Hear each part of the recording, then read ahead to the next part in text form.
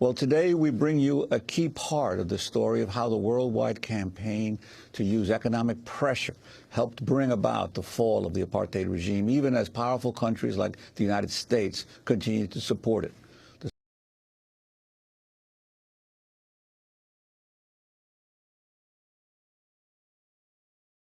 I'm not asking that you make a political decision. We're not asking you to make an economic decision. We're asking you to make a moral decision. Those who invest in South Africa are upholding and buttressing one of the most vicious systems the world has ever known.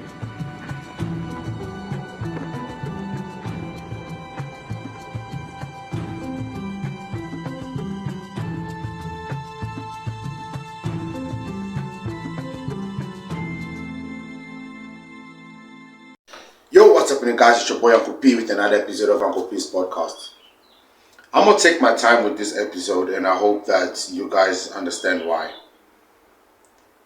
When I started my channel, for those of you that are very loyal to the channel, before I even go anywhere, please, guys, allow me to thank the following people: Tepo Tawale at Do the Dance One, and Conrad Magadlela and Noktula Hlongwane. Guys, I want to say thank you. These are members of the channel. So what does that mean? That means that these individuals are subscribed to the channel, not just by pressing the red button, but they actually donate to the channel and support this channel for me to continue doing what I'm doing. I apologize that it took me so long to thank you guys. I do this with a lot of emotion and a lot of passion. And people always ask me, when you read the negative comments, how you deal with it.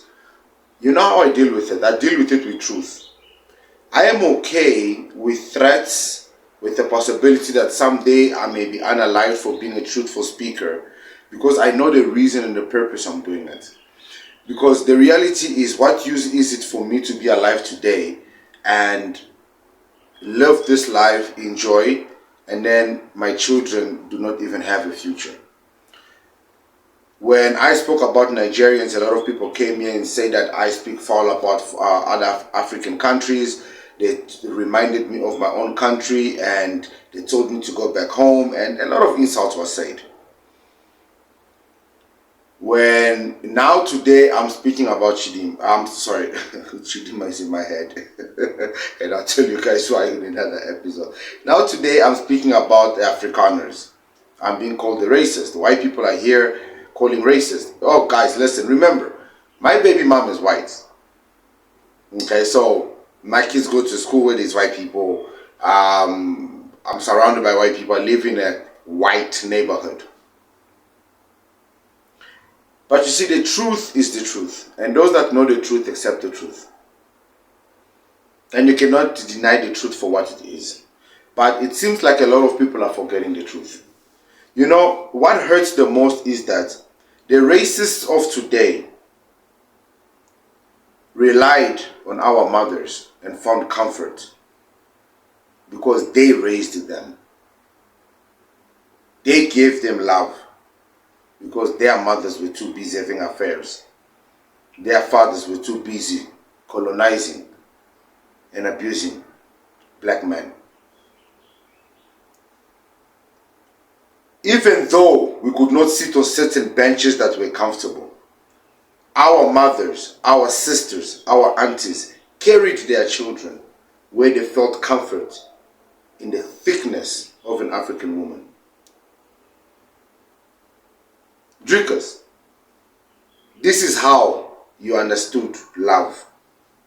Love was taught to your people by our people. While you played and sat in benches, and those that cared for you and showed you love sat on the floor because they were seen less of, yet they were trusted enough to look after you. In return, what did you do? You made them cry and their children ran out of their home. and took their land. You unalived their children because they did not fit the narrative or the future plans that you had for this land. You say that it was 30 years ago or 31 years ago. We need to move on and forget the past. I'm 37 years, or is it 38? I was alive and experienced this type of life. You will say, but you're not even South African, and that's what makes it worse. I'm Mongolian. And even in my country, we were colonized. We got our independence a while back, way longer than South Africa. But yet, we were still colonized. Whether it was mentally, spiritually, or physically, we were still colonized. Today in 2025, we live in a world where a black man is still treated the same way he was treated in the apartheid times. Today we live in a world where there is no consequence for the behavior of a white man.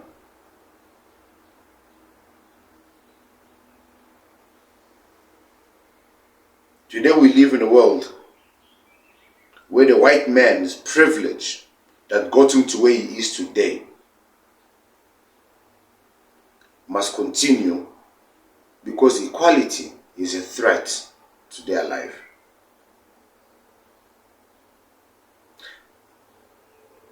I want you guys to remember, anyone disobeying these laws will be imprisoned, fined, or whipped. All African over the age of 16 must produce a passbook on demand by a police. Under no circumstance may an employer pay Africans the same rate as white person, even if they do the same work and work the same hours.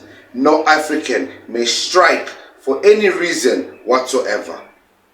No African. No African. You are not saying no blacks. You are not saying no South Africans. You are saying no Africans. Yet today you are claiming you are Africans. But your laws did not see you as Africans. Because you have always known that you are not Africans. You are only Africans when it fits you. Any African who takes a job outside his town, even if he has lived there for 20 years, must leave that town within 72 hours.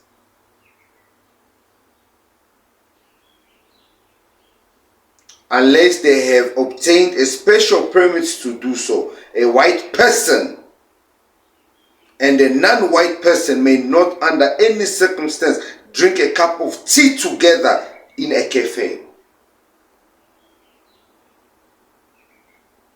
A white person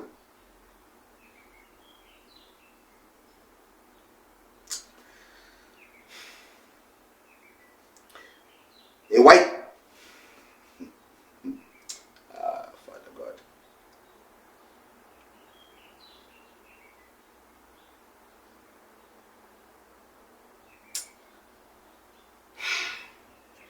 You know, black people, we've got strong hearts, man. We're good people. With everything that we have gone, I even fell in love with a white woman and had children with her. We're strong, man. With everything that we have gone, we are forgiven. But yet today, they still look at us like we are nothing. They look at us like we filth.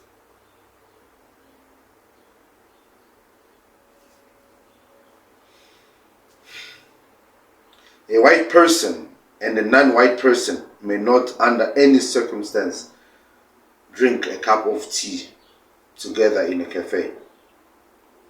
No white person may have sexual relations with an African, colored, or any Indian person, and vice versa. I'm sorry guys, I'm getting a bit emotional. I didn't read this prior to shooting this video. I had an idea of the direction I wanted to take the video, so I usually have an idea. I usually don't watch most of the videos that I react on, and Guys, there are good white people out there that want equality, that want togetherness. I don't want to lie to you guys, there are. And they are massive racists. And for some reason, the minority, and I'm sorry to drag the LGBTQ community into this, but the minority, the small groups, for some reason, are always the loudest, and they bring the most pain and suffering to the majority. I think this fight, it's time for this fight to become a reality. It can't continue. Orania needs to become a thing of the past. Anything that resembles apartheid needs to be a thing of the past. If you're African, you follow African ways, you live the African ways.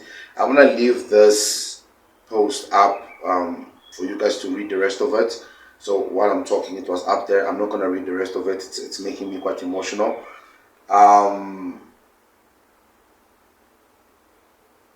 I want my African brothers to understand that there are people that honestly have no idea. They don't want to leave. I want to end this video with something positive to my white people, to let you know that this is not about race. This is about racists.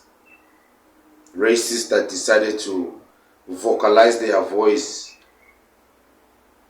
because they felt like Donald Trump was going to somehow overturn this government or somehow give them a specific portion of South Africa for themselves. Otherwise, something was going to happen.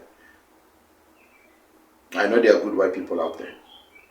This is going to be a bit humorous, just so we can lighten up the mood. I'm your boy Uncle P, and I'll see you guys in the next one. Please enjoy the couple of videos at the end of this show. Guys, thank you for my members. Guys, I would love for more of you to become members. Apparently there's a donation button here. I'll check it and see how it works, and I'll officially show you guys how it works here.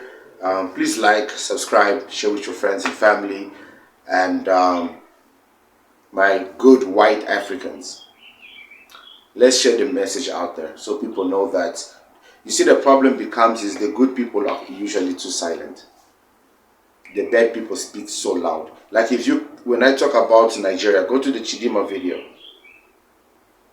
It's only the bad people in the comments. The good people are not there like, yes, Uncle P, you're right. Yes, Uncle P. It's only the bad people. Good white Afrikaners, good white South Africans, good white Africans. Let your voice be heard. There's a lady that reacts to my video. She's white. I'm forgetting her channel. If I remember, I would have posted it here. She's a good white lady. I know her. She fights for this nation. And I know she's probably fighting. I haven't seen the content. I should subscribe to her channel. But I know baby girl there is probably, give the land back. This one is a tough one, because I know there are good people out there. But our kindness is being taken for shit now. It's like the rotten apples need to go. They need to go now. Donald Trump has opened his doors to white Afrikaners. Guys, they don't have farmers anymore. They're really struggling there. So go be whatever you need to be there. Go be that. I'll see you guys in the next one.